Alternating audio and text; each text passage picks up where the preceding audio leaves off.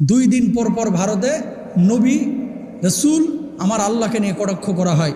ভারতের মুম্বাই কিন্তু উত্তাল, কথা বলেন না কেন? এই যে বিজেপির নরেন্দ্র মোদী আমাদের আপার ফ্রেন্ড, কথা বলেন না কেন? এই নরেন্দ্র মোদীর এমপিরা সবচেয়ে বেশি আমার নবীকে কটাক্ষ করে, গালমন্দ করে, ঠিক কিনা ভাইরা আমার? এই জালেমগুলোর উপর আল্লাহর গজব আসবে, আল্লাহর গজব আসবে, ঠিক না?